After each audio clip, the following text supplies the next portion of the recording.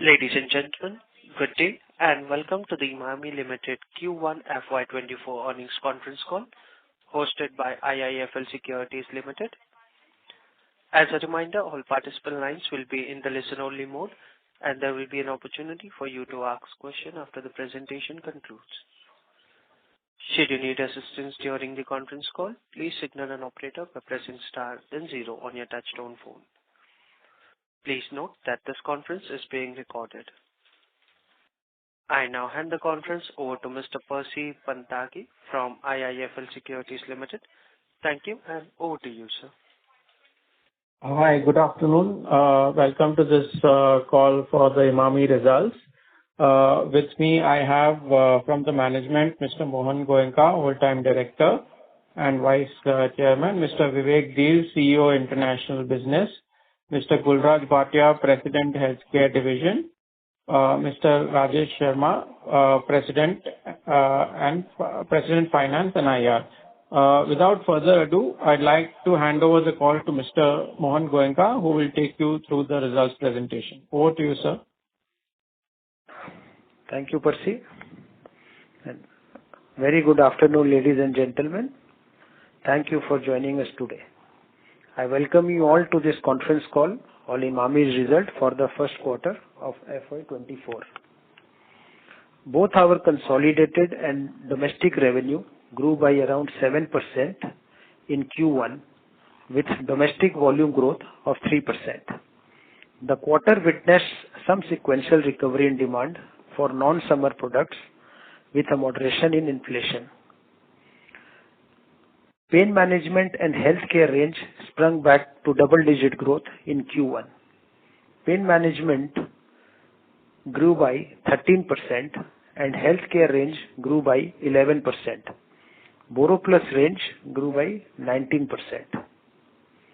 As we have seen, the summer season was affected across the country by unseasonal rains, which impacted sales of our summer products across categories during the quarter. Navratna range was thus impacted by the unseasonal rains and declined by 8%. However, despite the bad season, Dermicool grew by 9% on account of distribution initiatives undertaken by us. Kesh King grew by 2% and male grooming range posted flat growth due to high base. Modern trade and e-commerce continue to perform well, growing by 45% and 47% respectively, increasing their saliency to 19.4% of domestic sales, an increase of 510 basis points against Q1 of last year.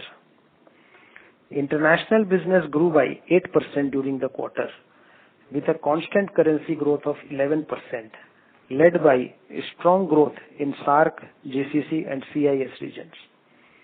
The quarter also witnessed strong double-digit growth in major brands like Navratna, 7 Oils in 1, Fair and Handsome and Creme 21 in the international markets. With softening of key raw material prices, the quarter witnessed an expansion of gross margin by 240 basis points at 65.4% in this quarter. We increased investments behind our brands with A&P spends going up by 11%. EBITDA at 190 crores grew by 10% with margins at 23%, expanded by 60 basis points. Profit after tax at 138 crores grew by 87%, and adjusted PAT at 161 crore also grew by 17% over previous year. Going ahead, we expect a steady recovery in rural demand, fueled by easing of liquidity pressures, forecast of a near normal monsoon and moderation of inflation. Our international business is expected to maintain its growth trajectory to post even better results in the next 9 months. And with further softening of raw material prices, we continue to expect improvement in gross margins going ahead.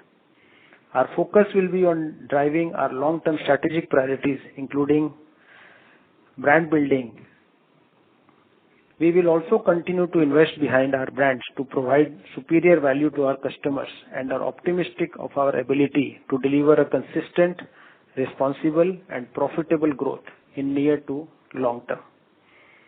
With this brief, I now open the floor for Q&A. Thank you. Thank you very much. We will now begin the question and answer session. Anyone who wishes to ask a question may press star and one on your touchtone phone. If you wish to remove yourself from the question queue, you may press star and two. Participants are requested to use headset while asking a question. Ladies and gentlemen, we'll wait for a moment while the question queue assembles.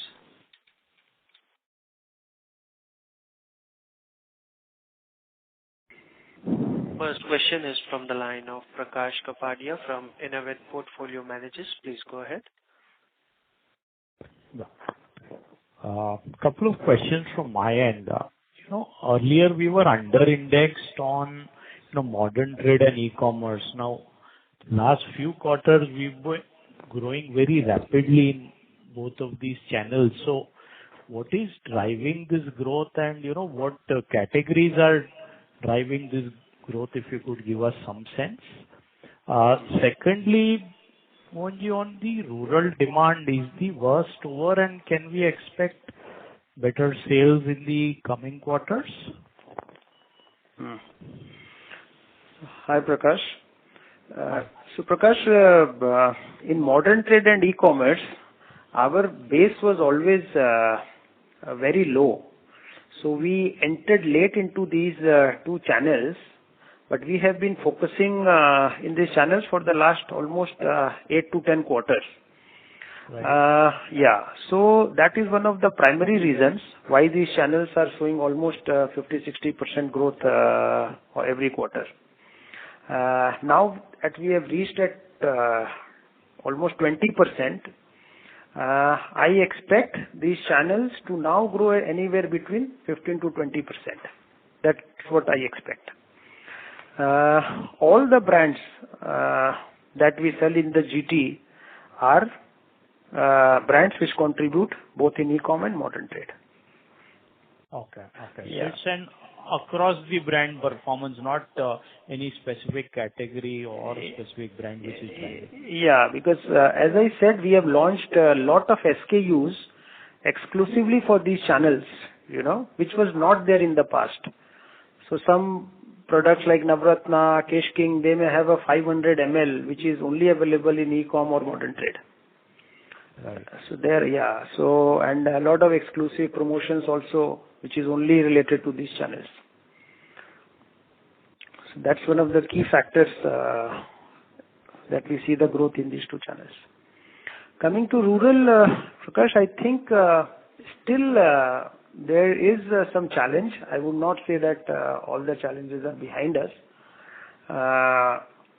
Some markets are slightly better, but we will have to still wait, till the inflation moderates to see long-term growth in the rural markets. Okay. Yeah. And one data keeping question for Rajesh. If I look at depreciation and amortization, it is at 46 crores this quarter as compared to 64 crores last quarter. And this quarter also includes, 16 crore kind of, write-off which we've taken on Relair. So what should be the run rate in the medium term from here on? So, Prakash, I think 45 crores, 50 crores kind of range should be there going ahead. So amortization last year, first quarter had Kesh King also, which has no more there. So 23-24 crores kind of amortization would be there, and 20 odd crores would be there on account of depreciation. Normal depreciation. Yeah. And if I were to look at results, Rajesh, there is no one-off in the base, right? Now everything is comparable. The Dermicool is coming, acquisition is coming. We are comparing like to like, right? On a year-on-year also? This Helios, the Man company, became subsidiary last year in Q2 from July 1. Okay. So its numbers are not there in the base quarter. Okay. Okay. That is the only difference. Yeah. From Yeah. Q2, it is like to like. Right. Fine. Fine. Understood. Thank you. I'll join back if I have more questions. Thank you. Thank you. Next question is from the line of Tejas Shah from Spark Capital. Please go ahead. Hi, Mohanji. Hi, Rajesh. Thanks for the opportunity. So we have been doing very well in international business as well. So just wanted to know what is clicking for us in international market, and is it largely territory addition that we are doing, or we are seeing robust repeat purchase also in the core markets for us? Yeah. So Vivek, would you like to take this? Yeah, sure. So when you look at our major demand, major growth is coming from the existing markets. So that is where we are growing, and in the current brands, the big brands. So innovations are still being seeded, and they will seed the future growth for us. While we say we are growing in decent double digits in most of the existing markets and brands, we are still facing some issues in terms of currency. So Russia is one area we are facing the currency issues. It has seen sharp depreciation in last 3-4 months. But we have plans for that upcoming. But to answer your question simply, most of the growth is driven from existing markets and existing brands which have become stronger in those regions and geographies.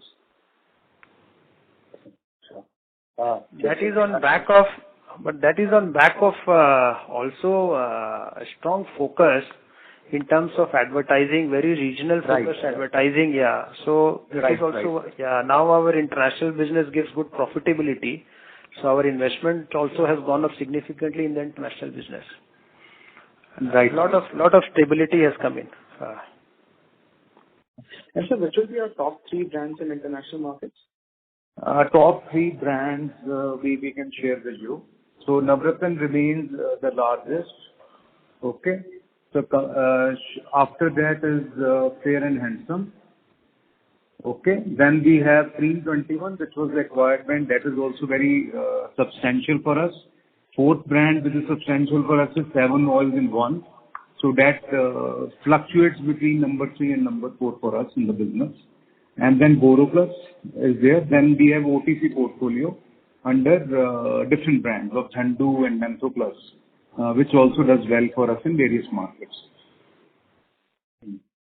And so this is largely Indian diaspora we are catering to, or brand equities kind of working with locals as well? So I think you will read our annual reports as well. The Russia CIS business, which is around 11-12% of our total international business, is all non-Indian consumers. Then we talk about, say, Bangladesh. Bangladesh is all non-Indian consumer base. Then we have a decent sale of our OTC in Africa markets, which is also non-Indian consumer base. Then in Southeast Asia, it's a mix of Indian consumer as well as local consumers over there. So Myanmar is largely local consumers, hardly any Indian consumers over there. So within GCC, you will find we have a mix of Indians as well as Arab consumers. So Cream 21 caters largely to our Arab consumers, and Asian brands, our domestic brands cater to the Asian consumers over there.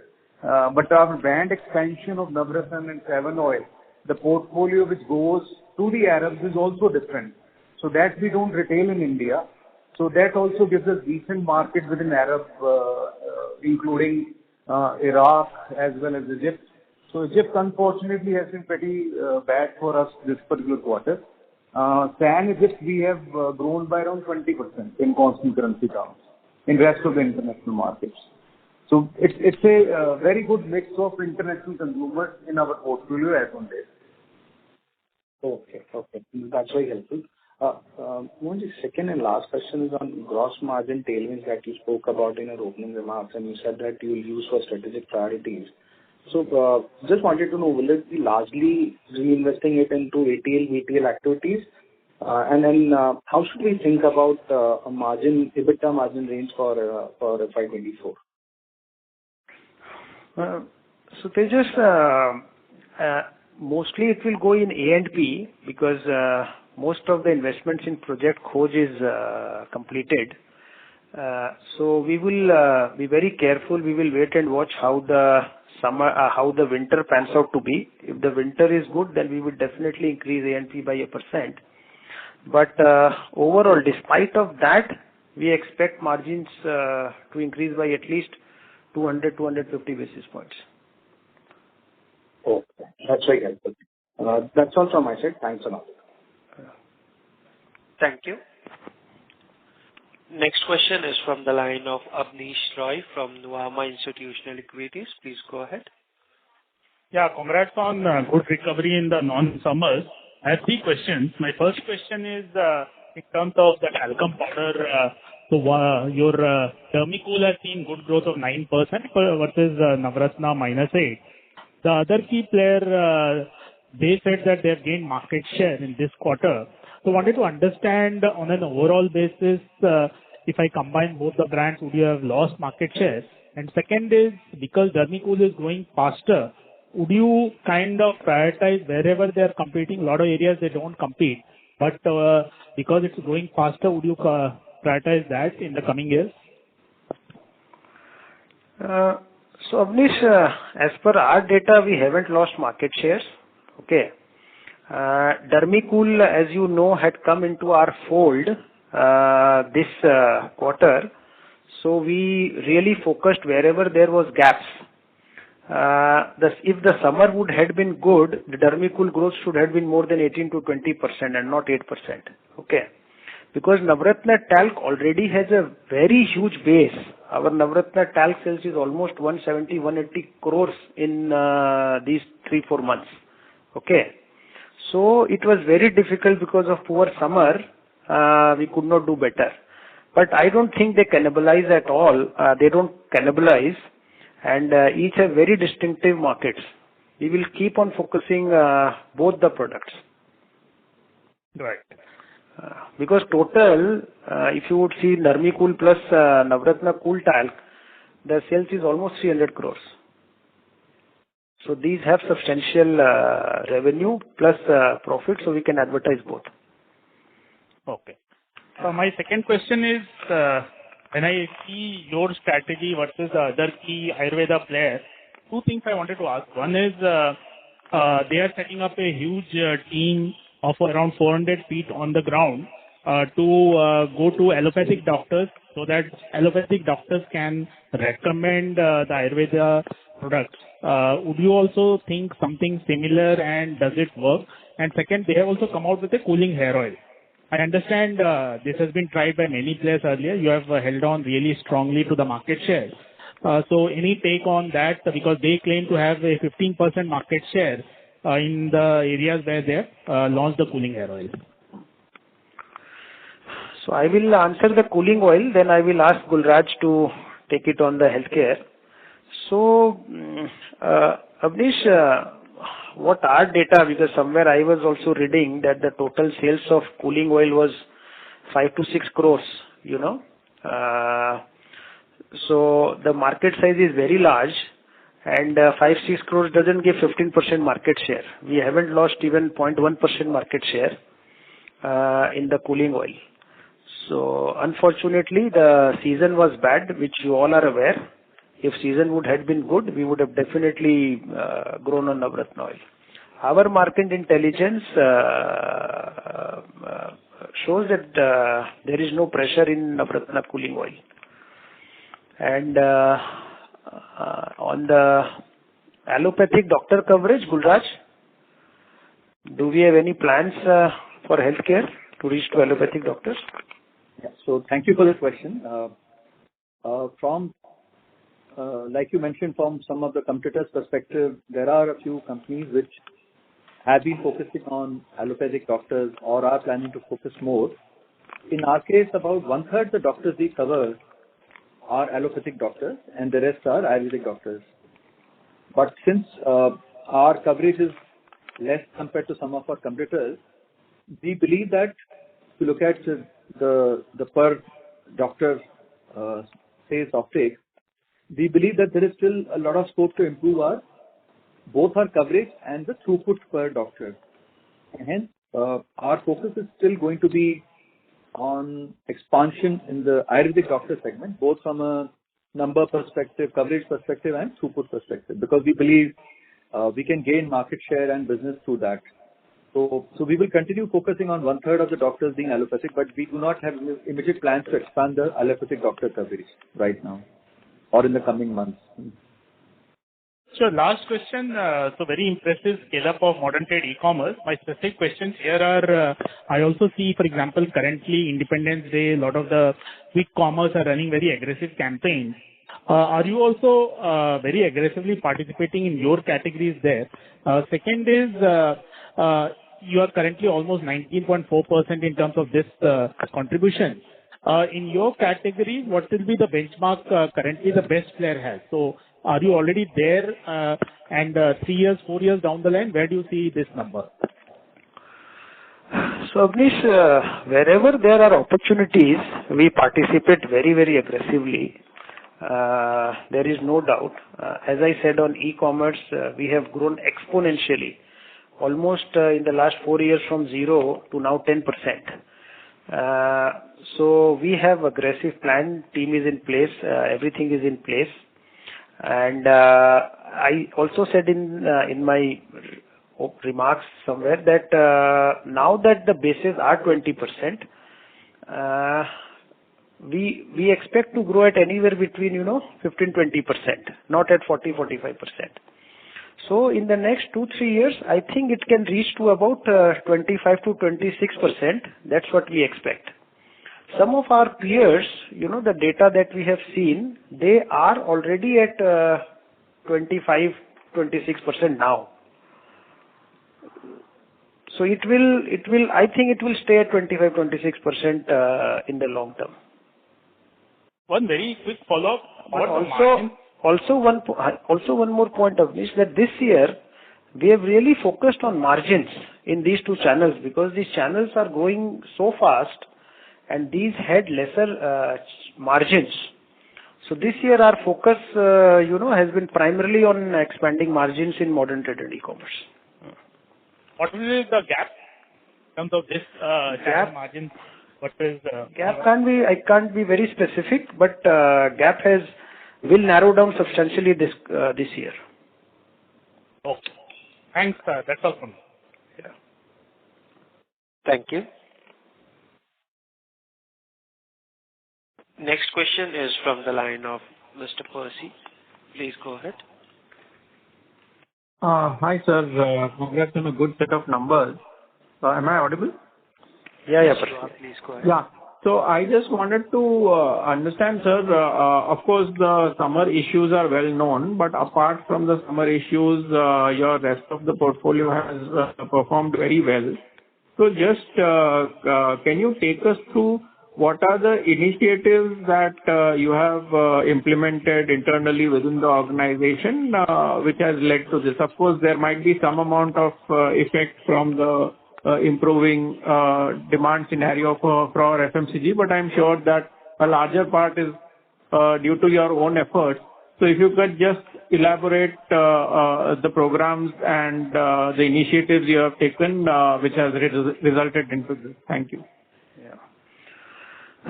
So Percy, absolutely, we have been taking a lot of initiatives, and some of the initiatives are yielding results.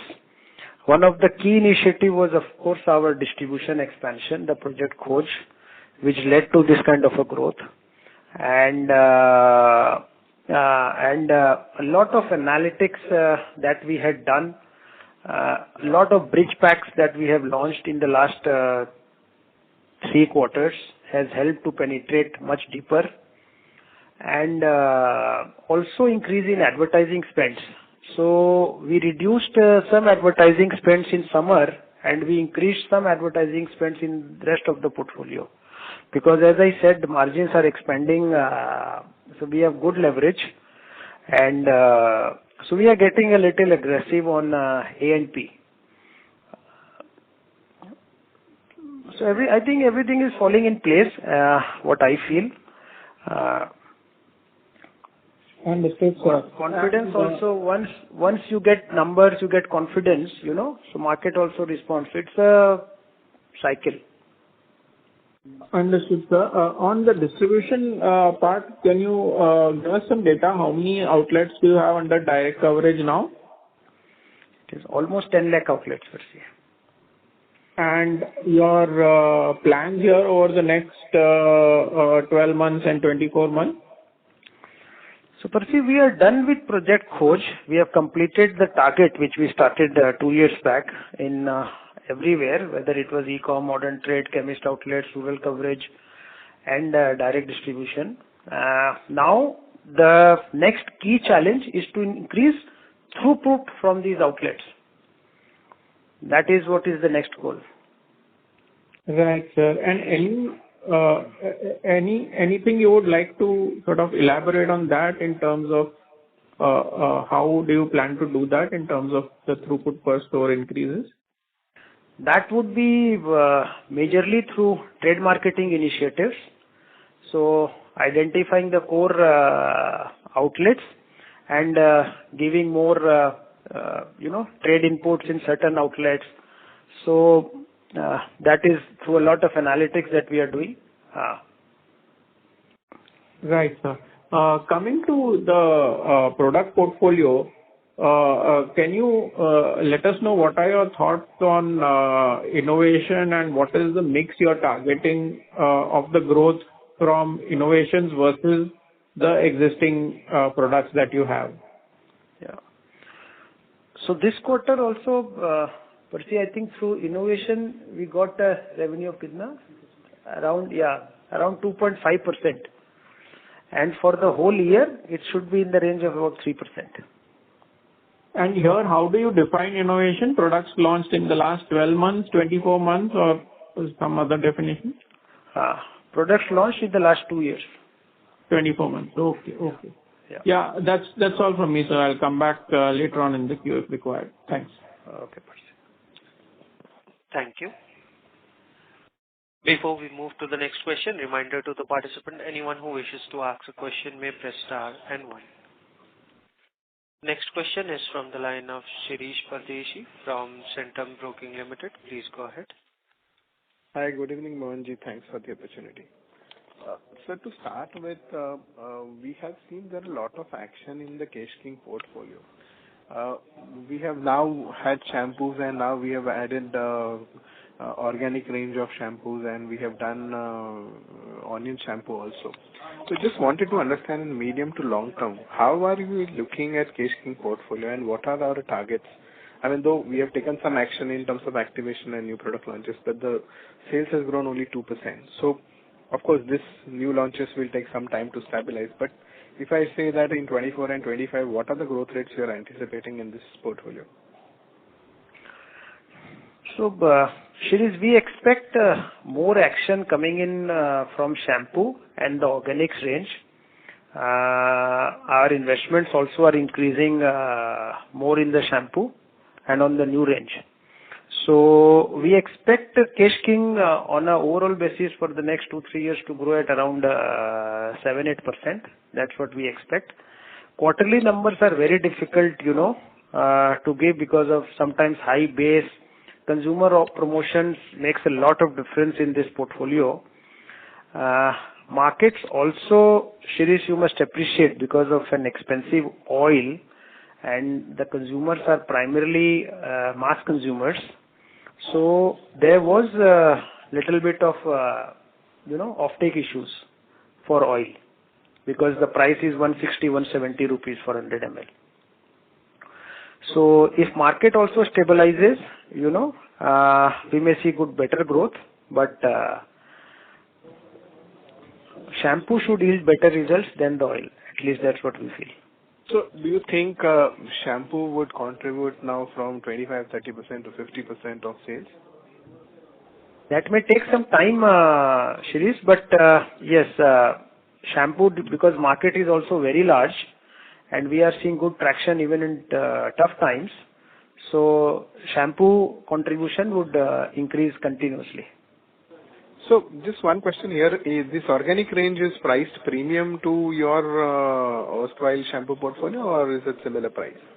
No, it is much premium. Okay. My second question is on the BoroPlus. Though this quarter we have seen a very strong sales, despite BoroPlus season is not there. So I just wanted to understand, is it that filling pipeline we have got because of the new product extension, or there is a core portfolio also looking up? Now, this quarter, BoroPlus contribution is very, very low. On a total sales of BoroPlus range would be hardly anything. So this growth has got not many.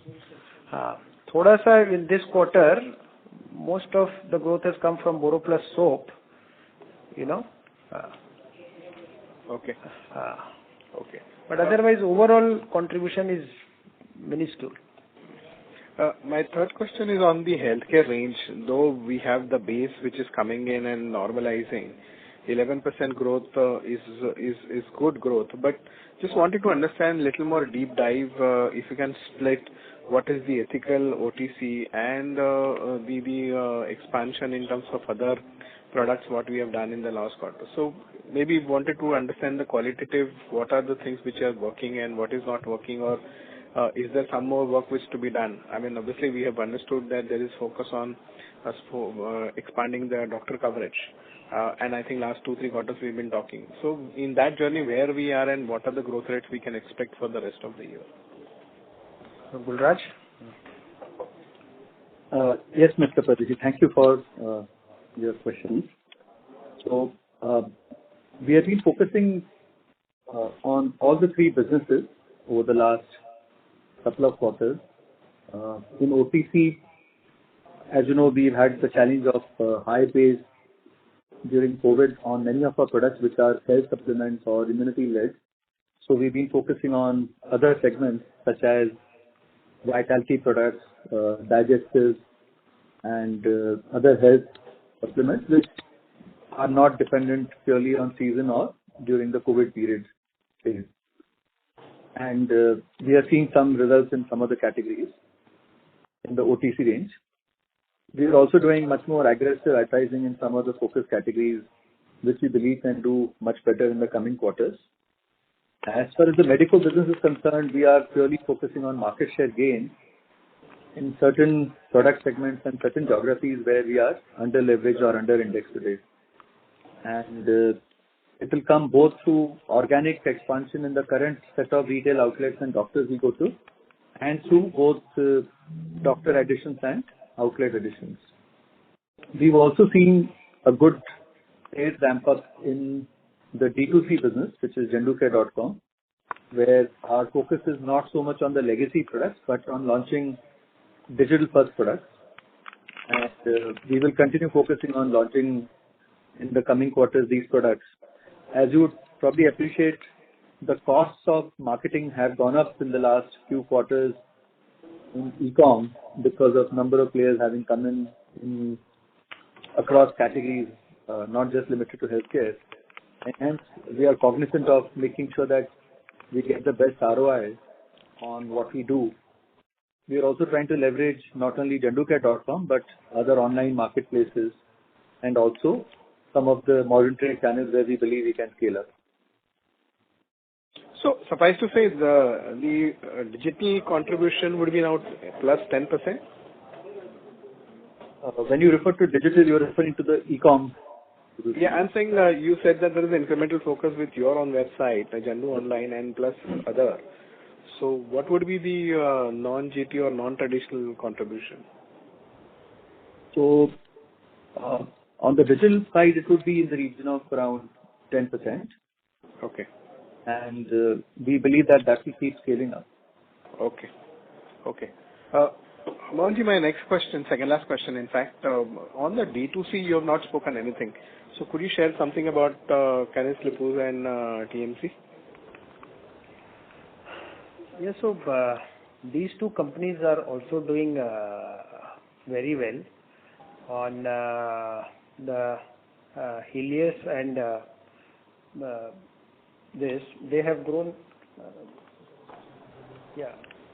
So their growth in this quarter has been almost 27%, you know.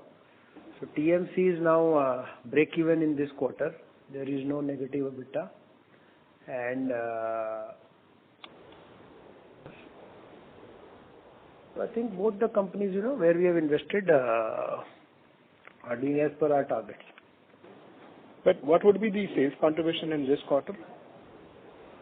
Sales contribution in this quarter? Yeah. And maybe if you can say that in this year. In this year, it should be around 4%. Yeah. Yeah, around 4 to 5%. Okay. Thank you. And my last question on any update you could share on the hospital? So, Sirish, on the hospital front, we are very optimistic that the transaction should be completed by this month end. Okay. Yeah. So it is going as per plan, or is there some twist? No, there is no twist at all. Why would there be any twist? It is as per plan. No, we as a... Because it is at the government level, we will have to wait. So, but we are very optimistic that month end it should conclude. Sure. Thank you. And all the best. Thank you. Thank you. Ladies and gentlemen, to ask question, you may press star and 1. Next question is from the line of Gaurav Jugani from Axis Capital Limited. Please go ahead. Thank you for the opportunity, sir. Sir, my first question is with regards to the follow-up to the previous participant's question. So once this hospital transaction is being done, will the entire pledge go away, or still there will be some pledge left after that? So Gaurav, no, post this transaction, complete pledge will not go away. It should be in the range of about 18 to 20%, depending on the share price. Okay. Presently it is at 33%. Right. Sure, sir. Sir, my next question is with regards to, again, the MAT credit entitlement. It shows some balance of around 300 odd crores as on June 23. So how should we, build in this MAT credit entitlement going ahead? And what could be the quarterly run rate that we would see still going ahead? So, Gaurav, we would be generating MAT credit till FY26 when our Pacharia plant is enjoying some tax benefits. So from FY27 onwards, we would start utilizing the MAT credits. So, sir, what would be the annual run rate for this MAT credit reversal that we might receive? Run rate of what, sorry?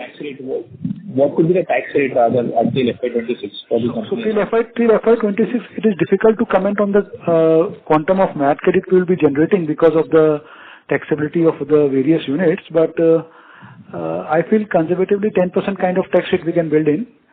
So it should be around that only. 10% until FY26, right? Yeah. Yeah.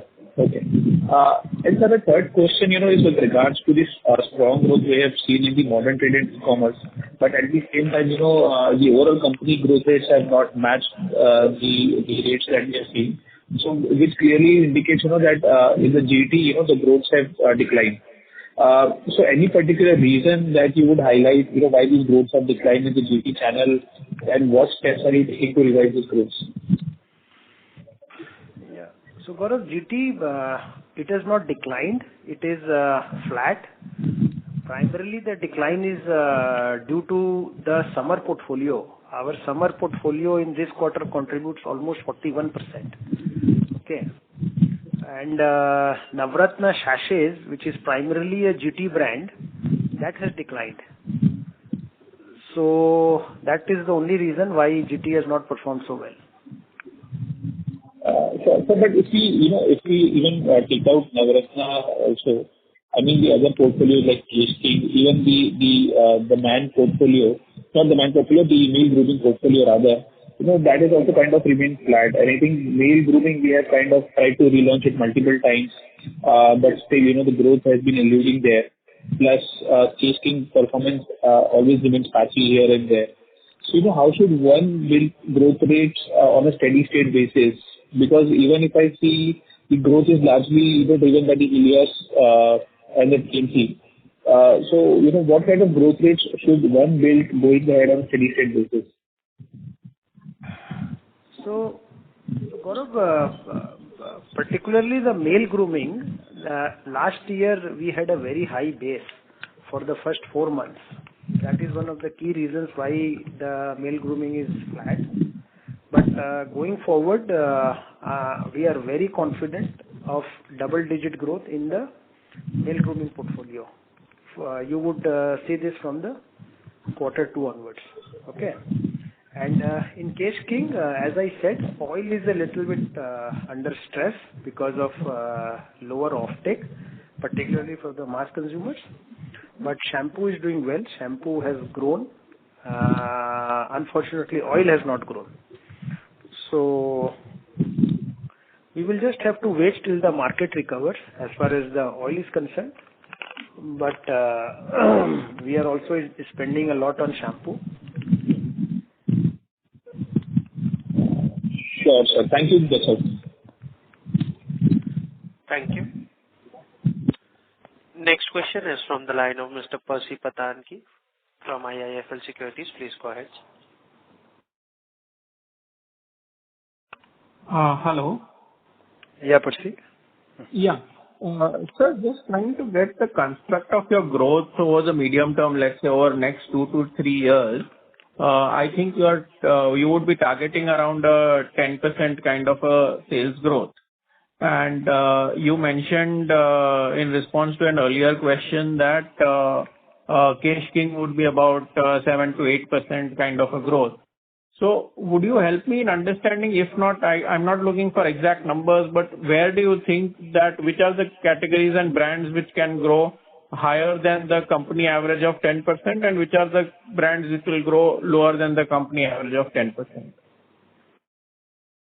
So, Percy, to international business, we expect to grow at about 15% in the long term. That is one. Secondly, male grooming, I'm very confident from Q2 it should be a double digit. Healthcare, which is roughly about 10-12% contribution, should also do double digit growth. A lot will depend on summer-winter portfolios. If summer-winter, if one of the seasons are good or both the seasons are good, then I'm also confident that Boro plus Navratna should do anywhere between 6 to 8% growth. So, by and large, I don't see a big challenge, in getting 8 to 10% growth in medium to long term. Okay. And they're also spending a lot more on A&P, expanded our distribution channel also. So everything should yield results. Markets, please understand, rural has not yet recovered. So once the rural recovery comes in, that should also benefit. Right. On margins, you mentioned a 200 to 250 basis points expansion. You were talking about gross margin or EBITDA margin? EBITDA margins. And this is full year FY24 on a YOY basis. Yeah. At least अभी के basis में तो यही लग रहा है. Right. So like FY23 was close to 25.5. So at least 27.5 is what you are expecting. Yeah. Okay, sir. Okay. That's all from me. Thank you. Ladies and gentlemen, to ask a question, you may press star and 1. Next question is from the line of Abhijit Kundu from Antique Stock Broking. Please go ahead. Yeah, thanks for the opportunity. My question was primarily on, what are you doing to de-seasonalize the portfolio? Because, for a very long time we have been seeing that there are these vagaries of, seasons and there are problems. And those problems are very evident. So what are we doing to de-seasonalize the portfolio? And is there a thought process that over a period of time 3 years, 5 years, whatever it is, to de-seasonalize the portfolio and a certain percentage of sales, come from a portfolio which is not dependent on season? Because a lot of companies are facing this problem, particularly in consumer staples. So just wanted your thought on that. So Abhijit, we don't have any plan to de-seasonalize our portfolio. Rather, if you have seen, we have acquired Dermicool, which is again a seasonal brand. We don't look at anything, We look from the consumer lens wherever there are gaps, and we find that there are opportunities where we can fill in those gaps and make money. That's where we focus in. So idea is not to look at seasonalized or non-seasonal products. Okay, got it. That is my thanks. Thank you. Ladies and gentlemen, anyone who wishes to ask a question may press star and 1.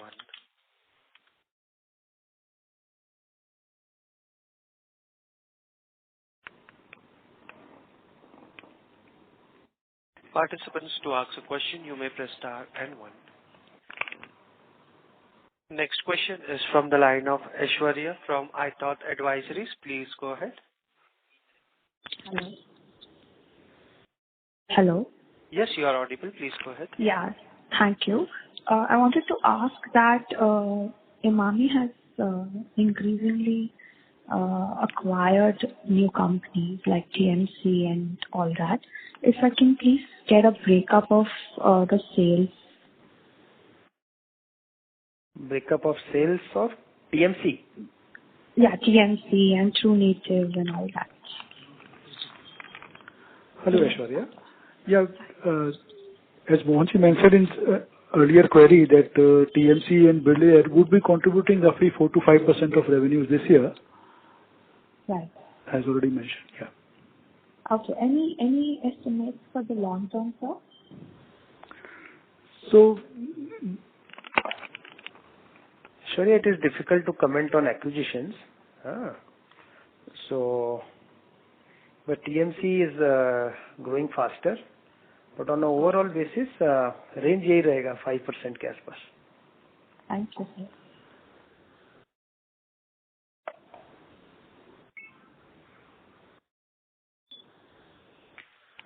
Thank you. Ladies and gentlemen, anyone who wishes to ask a question may press star and 1.